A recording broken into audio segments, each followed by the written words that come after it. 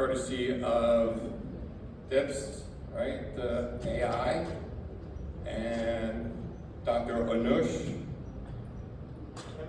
Camanocha, there you go, Camanocha. And he goes by Dr. C, which I go by Battistini, that nobody can pronounce that, by Dr. B. So Dr. B is going to introduce Dr. C, who received his dental degree from Harvard in 2024, and Connecticut, where he did his orthodontic program, which he lives in Connecticut with his wife and 3 kids. And at this time, I would like to bring him up and start our lecture. Thank you.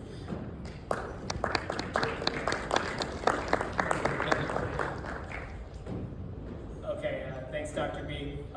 One quick correction, 2014, I'm not the oldest looking 30-year-old you know. But 24. I'm not worried about that. I just want people to know, like, I am aging rapidly for that. Okay, so, you know what? I'm Anuj Camanocha, and I'm going to start off with disclosures because it'll give you an idea of why I'm here. So, OrthoSelect is not compensating me in any way for this talk, except for providing my registration and travel for this conference, which, by the way, has been awesome so far. Rather, I'm just a guy. I'm having a midlife crisis, and I thought, instead of skydiving, let's try public speaking. And I did start easier than that. I tried going with just changing up the hairdo, right? So, but this was a fail. So, I think I look better than that guy, but okay. So, don't let the shirt fool you. I am a quirky guy, Camanocha, hard to say for a reason, okay? This name is actually, my wife was Camin when we met, and I like to share this because my kids are the firstborn Camanochas, and I was Manocha. And here we are, okay? So, but interesting guy, right? Now, let me start off by acknowledging something. I know many people in this room likely run busier, larger practices than myself. So even I understand it doesn't really make sense for me to be up here talking about efficiency, okay? But the reason I'm here is not because I've mastered something, it's because I found something I use that I'm truly passionate about. It's made a real difference in my practice, and I believe that this tool, as it's refined by people who care, will just get better and better. And so this talk is my small contribution towards that process. My office, like, nothing crazy here, right? I started up from scratch in 2018. I know there's a couple people in the room who started from scratch. It explains the gray hair. And honestly, nothing crazy. 300 starts a year, including my phase 1s. We work about 2.5 clinical days. I do take like 4 weeks off a year, so it ends up being less than that on average. Like 8.5 days in September is where I'm at right now. Maybe the more unique point, I'm not sure if it's unique. I only see about 30 to 50 patients a day. 50 is a pretty packed day for myself. So, you know, outside the office, I have a wonderful life and 2 beautiful children. Now, if you're looking closely at this, you might be confused because you see 3 kids on the screen, but you're orthodontist, you're detail-oriented. There's only 2 of them that are beautiful, okay? So just make sure, my wife doesn't like that joke either, it's fine. But my wife and I, we both work, right? We try to split our household tasks 50-50, okay? But really, it ends up being more like 40-40, okay? So 20% is just not getting done. And one of the things that falls to me are doctor's appointments. So like many of you, I sit on both sides of this line. I am the doctor managing a packed schedule, and I'm the parent trying to work a doctor's appointment into a very busy day, okay? And we signed up for this because I remember when we had 3 kids, everyone would joke, like, hey, it looks like you went from man coverage to zone. And I was thinking, well, we just leave one guy open, okay? And the reality is, like, this is how most of our patients are living, right? So that's important because when we talk about efficiency in orthodontics, usually we're focused on how efficiency affects us as the orthodontist, right? More time, more patience, more growth, more vacations. Please don't get me wrong, I love all of these things. I'm not knocking them, and I think digital indirect bonding is a path to all of them, but this was not my reason for adopting this technology, okay? What finally made it click for me was viewing efficiency not as a business strategy, but rather as a way to demonstrate respect, okay? By showing patients that we value their time. And listen, I want to be clear on this. It's not that I feel disrespected if a medical provider of any kind values their time, they should. It's that I feel truly appreciated when when they demonstrate to me that they value mine. So in light of that, I think we all realize things that we talk about here, building efficient schedules, consistent bonding protocols, reduced variability, it's not just about making our practices run smoother, it's also about improving the quality of life for our patients. And they want the best result, but they lead very busy lives themselves. So I'm gonna step back off my high horse for a minute, and let's get into talking about this, because I know you didn't come here to talk about why I love this, but rather how it's changed my office, okay? So I think it's worth stepping back and talking about the fact that there's probably two major groups of people in an audience for a talk like this. I guess three if you count people who are just here for CE, and if you've seen my joke so far, maybe I can use a fourth group of people who keep me on task. But what I can tell you is that these are the two major groups, okay? One is people wondering, like, is direct bonding even beneficial? Like, these folks are wondering, is it actually more efficient? Is it worth doing? Is it actually going to improve any outcomes, or is it just extra work? And then there's this second group of people who, they're like, yeah, no, this makes sense to me. Indirect bonding probably is useful, but is it worth all the hassle, right? And they might be wondering if they want to go digital, and if they do want to go digital, what they want to use, right? So let's start by addressing this first group. Because I think what you'll find is when you jump into the literature on this, first thing you'll notice is that it's really inconclusive, right? It's a hard topic to make an evidence-based decision on, and honestly, this should make sense to us, because it's going to depend a lot on how you place brackets, right? Now, truly for someone like myself, I have no shame in admitting this is not where I shine, okay? And look, I'll be honest, if you're someone who's already regularly taking your mid-treatment panos and you're seeing no repos needed, or you're like, I only have one or two teeth at most, okay, maybe this won't be as fruitful for you. But if skipping that repo appointment or repoing only one or two brackets is something that sounds nice to you, you might want to consider putting yourself in group 2, okay? So now let's talk about group 2. You're thinking, sure, I can see how this could be beneficial, but are the benefits really going to make up for the hassle, right? That's the question. And I'll be very honest with you. My first answer to this question was a hard no, okay? So this is my journey, 2021. I start digital indirect bonding. I am so excited, okay? So this is me very excited. This is not me in 2021. This is, I'm sure you've all been here. I really wanted to buy this helmet, 5 stars on Amazon. I gave it 5 stars. No one else gave it 5 stars. My wife said you don't need this, so I put it in here to be like, I did need it. This is a work thing, okay? So, but I did 5 cases. Okay, honesty, I quit, right? I quit, and it wasn't so much that, listen, there's so much training they give you now, and I think everyone who does digital indirect bonding of any kind knows you have to do some training, okay? But it really wasn't about how we place the brackets. It was those setups. They just took me a while, okay? The digital homework that was created was what got me. And I know for some people, we all have those moments where we're placing brackets and there's 8 other people who need us.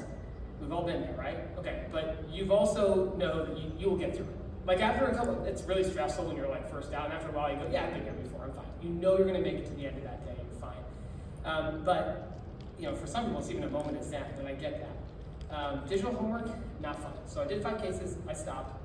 But then something happened. Those 5 cases, they finished so much faster than all of my other cases, okay? 2 or 3 of them, no repos at all. It was 2 no repos, there were 2 with 2 repos, and 1 with only 1 repo. So yeah, to me at that point, I got pulled right back in. Because the truth is, the greatest benefits from this are not up front, they're in delayed gratification, which we're all pretty familiar with. Now, let's talk about that for a second, okay? When you first start using any digital indirect bonding system, it doesn't feel like you're saving time at first, okay? It feels like you're spending time somewhere else. And I'm familiar with that. But don't get me wrong, okay? I'm gonna play a video of what a bonding looks like for us, because a bonding appointment is magic, right? I mean, it's so easy. It's whether you're delegating to an assistant or if you do this yourself, it is really easy because it runs smoothly, and you can bonding all 7s in the first visit every single time for me, and it is 0 extra time because it's on the same jig, right? There's not a separate jig for the 7s. It's not just not a lot of extra effort or not a lot of extra doctor time, it's no extra time, okay? So, issue though, you paid your dues up front doing that setup. Over time though, across dozens of cases, you find that it's not about making your day more efficient, it's about making your cases more efficient, and that adds up over time. So I'm going to show you that, and these are the 3 big things that I found, the benefits that came with delayed gratification. So, 1, this is pretty simple. it's almost eliminated our repositioning appointments. Now, even if I have 1 or 2 repos, I can fit that in. You saw it. I take a fairly, I take a very slow approach to my practice, so for me to sneak in 1 or 2 repos is not a full repo appointment. But this is the biggest benefit, and I try to be positive. I try to bring positive energy to everything I do in the office. This appointment was hard for me to be positive at, right? This is me sitting down to own my mistakes. I'm sitting down and I'm basically like, okay, we need to course correct. And I think the patients felt that too, because not only is it the longest visit that we have to pull them out in the middle of the day for, it's also like we say, oh, we're detailing, we're just moving some brackets, and like they're not excited for it because they don't feel like they're moving forward, because they're not, right? Like unless they just don't know what's happening, they're not moving forward. Okay, next one, listen. Shorter treatment times, and I'm going to tell you this. This is personally my favorite thing I saw, but it is absolutely the one I least like to talk about because it brings so much skepticism. And so I'm just going to say this, right? I'm not going to hang my hat on this for the talk. I'm going to tell you that the difference that we looked at was so drastic for my office. It showed up. I didn't even have to look at the numbers. It showed up so strong. What we ended up finding is that we decreased treatment time on average about 5.5 months. We're down to like 15.5 months on average, and in my office, like 15, and I'll show you some cases with this, but 15.5 months for me is like, if you're going over that, definitely if you're going over 18, like I either planned something wrong at the beginning, or maybe like you didn't have an erupted second molar, or there was an impacted canine, but it's kind of unusual now for a normal run-of-the-mill case to go longer than that. But again, I don't want to hang my head. Listen, this isn't based on an RCT. That's why there's no tables up here. And there is a ton of bias. Like if you're thinking that, I'm going to stop telling you, like, of course there's a ton of bias. If you implement a new system in your office, hopefully you're doing it because you want it to work better. So I'm not knocking the control trials that have been done on indirect bonding. I'm just knocking my data, which is inherently biased because I want this to work better. Now, let's talk about this for 1 second. And some of this decreased treatment time is like a little bit intuitive, right? Just getting rid of that repo appointment, you're going to save maybe 1 or 2 visits. You don't drop wires, you don't open up spaces. That's like, I'm not poo-pooing that. That's a huge deal, but it's not one of the biggest, most powerful things that I think comes with this, which is starting with the end in mind, okay? So when you start with the end in mind, this is to me the most powerful thing, right? What you're doing is at each visit, you're more focused. You know where you're headed because you've planned it from the beginning. You're not sitting there with the patient worried about alignment of the teeth. You're sitting there only thinking about mechanics. And those mechanics showed up from the very beginning because you were forced to look at a setup. So I understand that everyone, you know, like, I should be getting a bolting discrepancy on every new patient that comes in my office. I think we often wait and see that unfold. I'm forced to see that from the very beginning. And I find that very helpful because then I know elastics, IPR, bite opening. This is all thought out ahead of time. And those few minutes I save by knowing where I'm going, right, I use those to coach. So this is where my inner millennial kind of comes out. So you can cringe at me if you want, but I really like to own my patient's motivation, right? I own their motivation to wear their rubber bands, to brush their teeth better, to show up on time, and all of that is tied up in my ability to coach, and these extra minutes help with that. But also coaching starts with confidence. You can kind of hear from how I talk about this. I have so much confidence in the system I use now.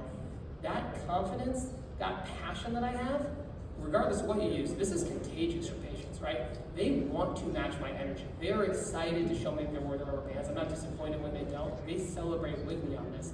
And it really does start from having that plan from the beginning that they can see. Okay? So let's talk, oh sorry, I forgot to give you these lovely bullet points here. Okay, so let's talk about how it works, okay? Because at this point you've seen more pictures of Sesame Street characters than you have of the software. So we'll jump right into this.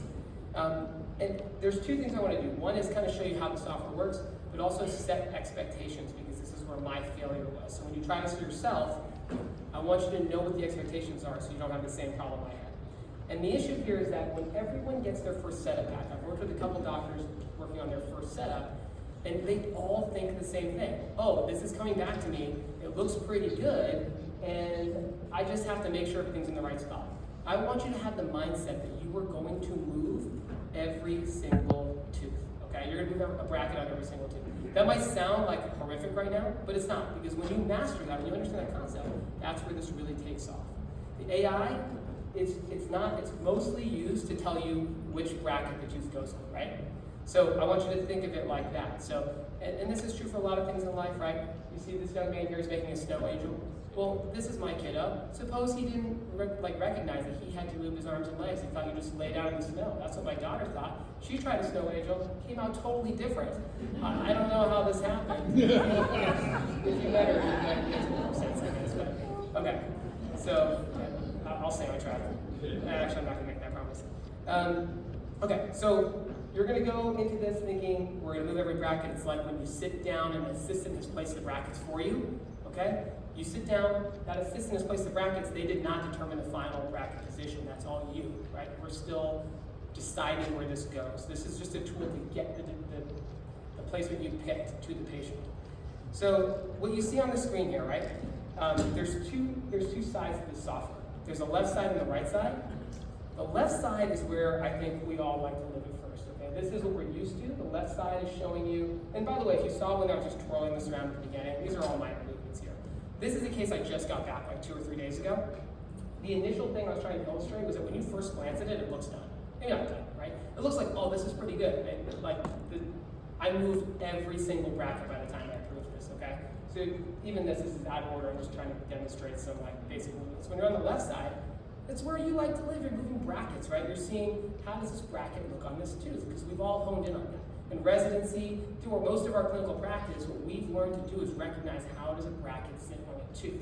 What looks good, because I know that will end up looking better in the end.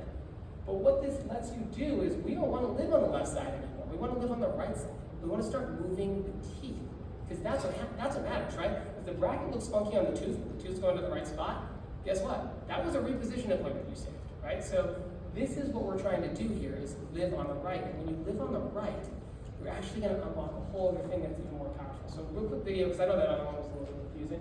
Here, you grab the tooth on the left, you hit the down button, it moves the bracket down, intrudes the tooth. This is like Ortho 101, right?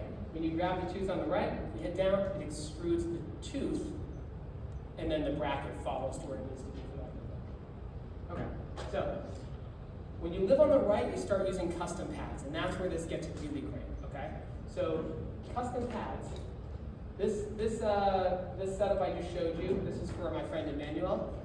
I love this guy. He helped me practice my Spanish every time. I'm still not good, but he came in, his chief complaint is that upper right three, right? Now obviously there's other stuff to treat, but you know, we all have some of these patients who are just look at the one tooth and we're like, I think you'll be happy with it. I built in a custom pad because when you live on the right side, you're not worried about how the tooth fits on, or sorry, how the bracket fits on the tooth. You can actually adjust the interface between the bracket and the tooth, right? Now, what you're going to see here is 13 months later, I think this tooth looks pretty well torqued. Now, I'm going to admit to you guys, this still looks under torqued to me, right? And the issue I made is I probably should have used a custom pad on both sides, but it matches the other side. We all know oftentimes symmetry is even more important than ideal placement. But what I love about this is it went right there, and if you're looking at this going, yeah, you're using all this fancy tech to avoid a torque bend. Like we all know torque bends, right? That's not hard. What I would tell you is, this is 13 months in, okay? This scan is what we use for the final retainers. It's a whole other thing I do. I love this digital workflow. We use these scans. Also, I show you this because there's no settling that's been done, and so this is what I got. Now, when you place a torque bend, I'm usually not placing that until like 10 to 12 months in. And those bends take a while to express, and I'm also not placing, I don't know like if I need 10 degrees of torque, I don't place like 15.3 degrees, right? You kind of overdo it, and then you let it sit there because honestly they take forever to express. This engaged the very first visit I put a rectangular wire in, okay? Very first visit I put a rectangular wire in, we started getting that extra torque because I way overexpressed that. And what I want to show you real quick is, this is just a demonstration of what would have happened if I didn't use the custom bend, which is what I think we would have been used to seeing, right? We're going to put a bracket on that tooth, it's going to be flush up against the tooth, and we're going to get another torque tooth, and we'll fix that with a bend, probably starting in 10 or 11 months. Okay, so, you know, I went over custom brackets. I'll show you just some standard cases here, okay? This is the part that I always think gets the most dry. But this is just a case that I thought was really indicative of how people present in my office. Little class 2, some crowding. And Lena here, we set up her case. And what I want you to focus on is not, you might not like my bracket placement, that's okay. And I actually would love to learn from you guys, because you put this up here. if anyone wants to grab me after and tell them, I'm happy to hear. What I want you to pay attention to is not if you like my bracket placement, but rather, does the bracket placement I chose express, right? So this is kind of like, again, I like to use these scans because I think it's more apples to apples. This is like, there's still wires in this patient's mouth. This is where we got. This is just under 12 months. Now, obviously, like I said, she wore elastics. It's not like, it's not like a line click checks where you click it and you're like, hey, move all the teeth for me. But again, I started with the end in mind. That really matters for this patient. And I'm really happy with this result. And I know, honestly, Leah was kind of cherry-picked.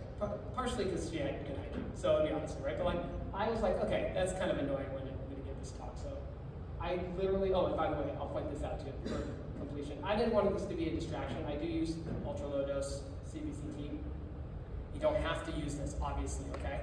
The roots integrate into the setup. So I get it. The benefit of the pan is we care about root parallelism. We do. This is literally integrating. When I put the bracket on and I'm moving the left or right side, I'm actually seeing the root deviate. Okay, so I'm controlling the root tip and torque as well by using this. And what's interesting to notice is that on this right side here, the brackets are still on. You're like, why does your final x-ray have brackets on? Well, it is so common for us to either need no repos or just 1 or 2 very minor repos that generally when we take our mid-treatment pan, like the 11-month mark, we're a month or 1 to 3 months away from being done, right? That is a really common presentation. So a lot of my final x-rays, and look, that's saving a whole x-ray too, right? That's, to me, that's a significant clinical benefit. But, okay, Elena here, she's the last person I debonded at my office before this presentation. Now, when you meet me, you're probably not surprised that I made this presentation this week, right? They clearly have the vibe of a procrastinator, but this is the last person I was able to grab her. She came in, and I mean, this is the setup I had. Again, we got to start with the end in mind. I know already with our doing elastics, IPR.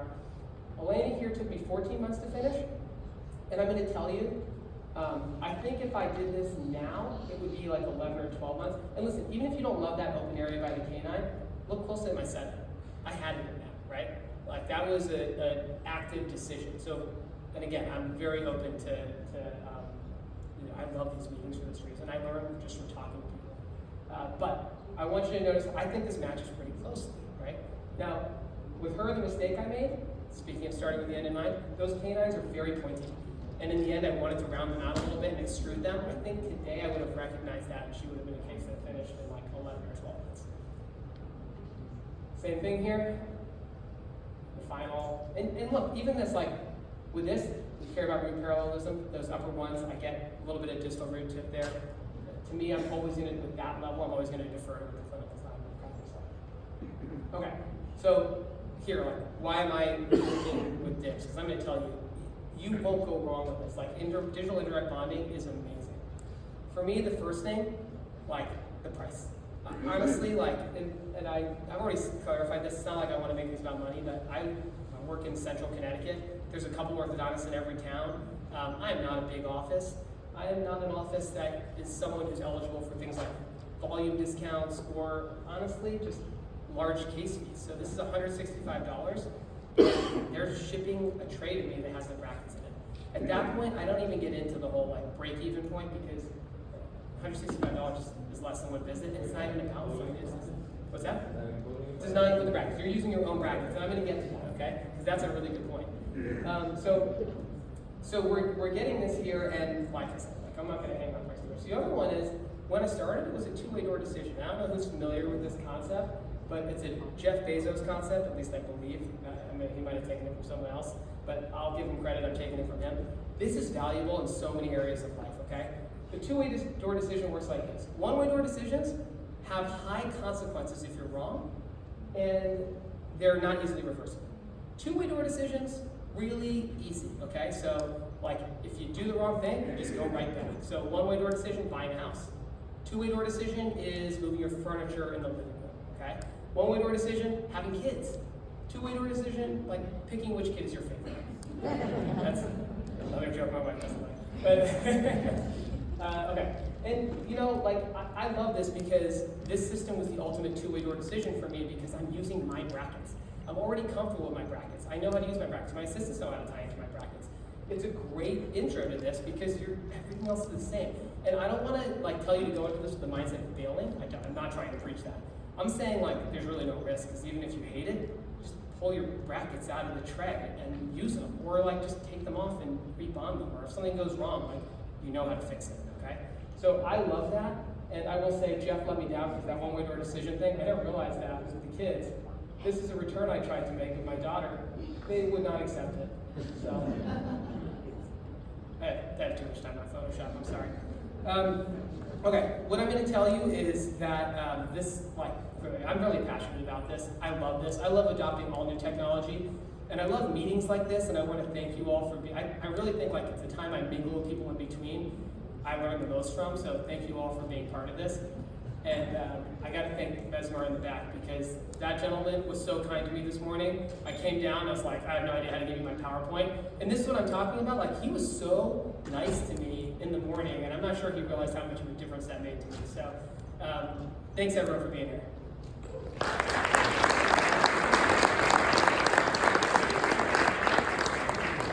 Wow, so on behalf of the massive, Dr. B is going to award Dr. C a certificate, and I think, real quick question I have. Yeah. You did a wonderful job. Thank you. Turner, entertaining, just like the shirt. Yes. Very good. Just take those comments from my wife.